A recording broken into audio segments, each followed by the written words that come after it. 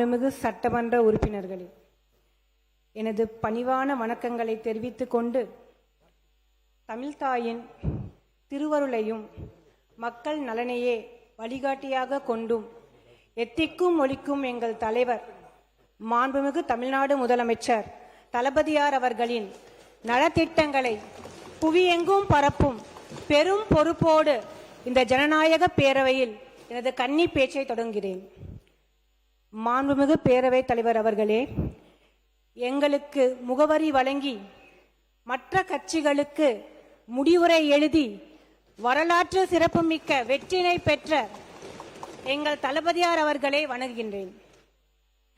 தெய்வப் புலவர் திருவள்ளுவர் செங்கோன்மை பற்றி பாடும் பொழுது கூறுவார், முறை செய்து காப்பாற்றும் மன்னவன் மக்கட்கு இறையென்று வைக்கப்படும். அரசியல் என்பது வெறும் அதிகாரம் அல்ல, அது மக்களின் குறைகளை கேட்டு நீதியை வழங்கி அவர்களின் வாழ்வை அரணாக நின்று காப்பாற்றக்கூடிய ஒரு புனிதமான பொறுப்பு.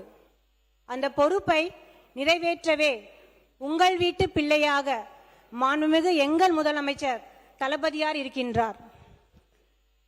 மாண்புமிகு பேரவைத் தலைவர் அவர்களே, தாய்மாமன் தங்க மோதிர திட்டம் மூலமாக அரசு மருத்துவமனையில் பிறக்கும் ஒவ்வொரு பிஞ்சு குழந்தைக்கும் 1 கிராம் தங்க மோதிரம் வழங்கி அக்குழந்தையை சீராட்டி தாங்கி பிடிக்கும் பொறுப்பை இந்த அரசாங்கமே ஏற்றுக்கொண்டுள்ளது. தமிழ் பண்பாட்டில் தாய்மாமன் என்பவன் வெறும் உறவுமுறை அல்ல, ஒரு குழந்தையின் பிறப்பில் இருந்து வாழ்வின் ஒவ்வொரு முக்கிய தருணத்திலும் அரணாக நின்று சீர் செய்து மகிழும் பாசத்தின் அடையாளம். இது வெறும் நிதி ஒதுக்கீடோ அல்லது நலத்திட்டமோ அல்ல, தமிழக குடும்பங்களின் சுமைகளை குறைத்து மகிழ்ச்சியினை இரட்டிப்பாக்கி தாய்மை கொண்டாடும் ஒரு புனிதமான பண்பாட்டு புரட்சி. ஒவ்வொரு குடும்பத்தின் பிஞ்சு குழந்தையின் கையில் மிளிரும் அந்த தங்க மோதிரம் தமிழக தாய்மார்களின் உடன்பிறவா சகோதரனாக, குழந்தைகளின் தாய்மாமனாக எங்கள் தளபதியார் உடன் நிற்கின்றார் என்பதற்கான அசைக்க முடியாத சான்று. மாண்புமிகு பேரவைத் தலைவர் அவர்களே, அடுத்ததாக உலகம் போற்றும் சிங்கப்பெண் திட்டம். மக்களின் மனதில் அழகிய தமிழ்மகனாக வீற்றிருக்கும் எங்கள் தளபதியார் பெண்களின் பாதுகாப்பிற்கு அச்சுறுத்தல் ஏற்பட்டால் பீஸ்ட் மோடிற்கே சென்று விடுவார் என்பதற்கான உதாரணம் எங்கள் முதல்வரின் சிங்கப்பெண் திட்டம். பெண்களை சீண்டுபவர்களுக்கு ஒரு வேட்டைக்காரனாகவும் பெண்களை காவலனாகவும் இருக்கும் எங்கள் மாண்புமிகு தமிழக முதல்வர் எண்ணி ஒரு பெண்ணாக பெருமை கொள்கிறேன். மாண்புமிகு பேரவைத் தலைவர் அவர்களே, according to Kautilya, in the happiness of his subjects lies his happiness, in their welfare his welfare. Whatever pleases himself he shall not consider as good, but whatever pleases his subjects he shall consider as good. அதாவது, மக்களின் மகிழ்ச்சியில்தான் அரசனின் மகிழ்ச்சி உள்ளது, அவர்களின் நலனில்தான் அரசனது நலன் உள்ளது. தனக்கு பிடித்ததை நல்லதென கருதாமல் மக்களுக்கு பிடித்ததையே நல்லதென கருதுபவரே மாட்சிமை பொருந்திய ஆட்சியாளர். இக்கூற்றின்படி தமிழகத்தில் நல்லாட்சி வழங்கிக் கொண்டிருப்பவரே எங்க மாண்புமிகு தளபதியார். மாண்புமிகு பேரவைத் தலைவர் அவர்களே, அடுத்ததாக என் தொகுதியான கவுண்டம்பாளையம் சார்ந்த சில கோரிக்கைகளை முன்வைக்கின்றேன்.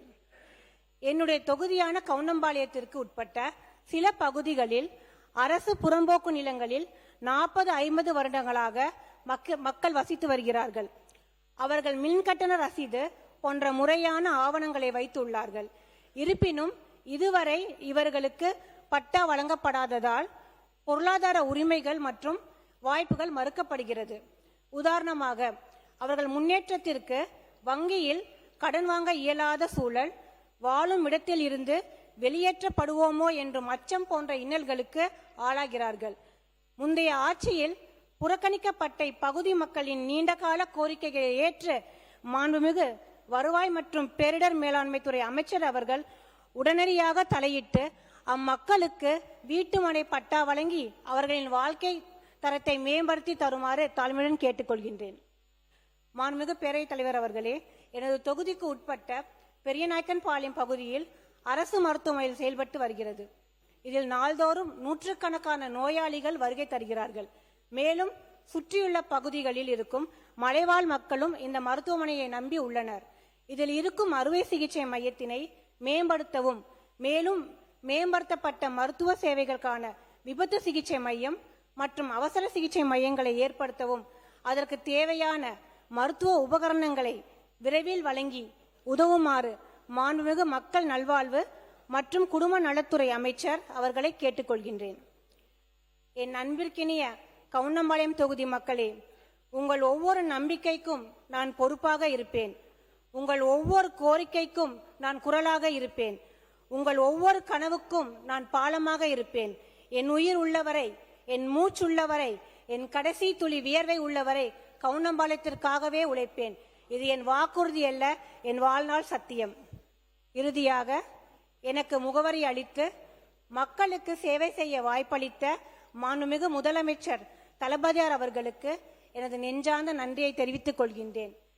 என்னை பெருவாரியான வாக்கு வித்தியாசத்தில் வெற்றி பெற செய்த என் தொகுதி நிர்வாகிகளுக்கும் வாக்காளர் பெருமக்களுக்கும் என் மீதான நம்பிக்கைக்கு நன்றி செலுத்துகின்றேன்.